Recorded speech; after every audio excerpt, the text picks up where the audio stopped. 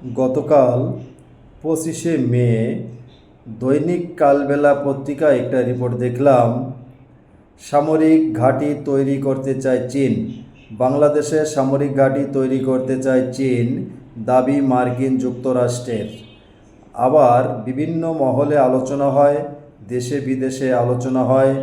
Corridor নেওয়ার পর মার্কিন যুক্তরাষ্ট্র বাংলাদেশ সংলগ্ন একটি খ্রিস্টান রাষ্ট্র তৈরি করবে বা তৈরি করার চিন্তা ভাবনা করছে। আসলে বাংলাদেশ একটা স্বাধীন সার্বভৌমত্ব দেশ। 30 লক্ষ নরনারীর রক্তের বিনিময়ে এবং 2 লক্ষ মা বোনের সম্ভ্রান্ত হারানোর প্রেক্ষাপটে বাংলাদেশ পেয়েছিল লাল সবুজ পতাকা। বাংলাদেশ পেয়েছে একটি সোনালি সুন্দর বাংলাদেশ, স্বাধীন বাংলাদেশ। এটা মনে হয় অনেকেই ভুলে যায়। আজকে আমি আপনাদের মাঝে বলতে চাই, যারা ভুলে যায় যে বাংলাদেশে ইচ্ছা করলেই সব কিছু করা সম্ভব নয়। হয়তো নিজেকে ক্ষমতায় টিকে রাখার জন্য অনেকে বাংলাদেশকে বিদেশি প্রভুদের কাছে বিলীন করে দিতে চায়, তারা নিজেদের ক্ষমতার জন্য।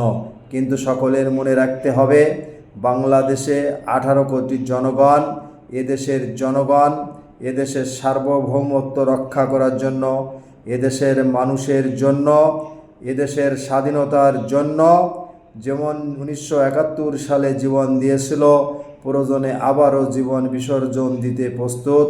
তারপরও নিজেদের সার্বভৌমত্ব রক্ষার জন্য সর্বদা সচেষ্ট আছে।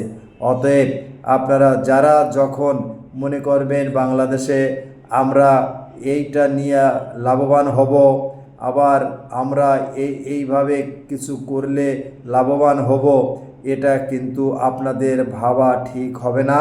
এটা আমাদের বাংলাদেশের জনগণ কখনো মেনে নেবে না। আশা থাকা ভালো, কিন্তু অতিরিক্ত আশা থাকা ভালো না। বাংলাদেশের মানুষ শান্তিপ্রিয় মানুষ, এদেশের জনগণ রক্ত দিতে পারে, রক্ত দিয়েই স্বাধীনতা অর্জন করেছে। অতএব কারো স্বার্থে কেউ যদি ক্ষমতায় টিকে থাকার জন্য বিদেশিদের কথা শুনে এদেশকে বিক্রয় করতে চায়, এদেশের মান সম্মান খর্ব করতে চায়, আমার ধারণা এদেশের মুক্তিকামী স্বাধীন চেতনার জনগণ তা মেনে নেবে না। আমি আর কিছু না বলে আবারও বলবো, আসুন দেশের রক্ষার্থে, দেশের সার্বভৌমত্ব রক্ষার্থে, দেশের স্বাধীনতা রক্ষার্থে যে যা বলুক, আমরা একতাভাবে লড়ব, একতাভাবে দেশকে রক্ষা করব এবং দেশের স্বাধীনতাকে রক্ষা করার জন্য সবসময় আমরা এক হয়ে কাজ করব।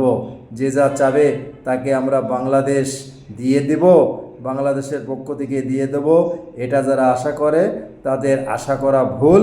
আমি শুধু তাদের উদ্দেশ্যে এবং তাদেরকে মনে করিয়ে দিতে চাই, বাংলাদেশের মানুষ রক্ত দিতে জানে, তারপরও নিজেদের রক্ষা করার জন্য, নিজেদের অস্তিত্ব রক্ষা করার জন্য পিছপা হয় না, প্রয়োজনে জীবন বিসর্জন দেয়। আজকে এই পর্যন্তই। সকলে ভালো থাকবেন, সুস্থ থাকবেন, নিরাপদে থাকবেন।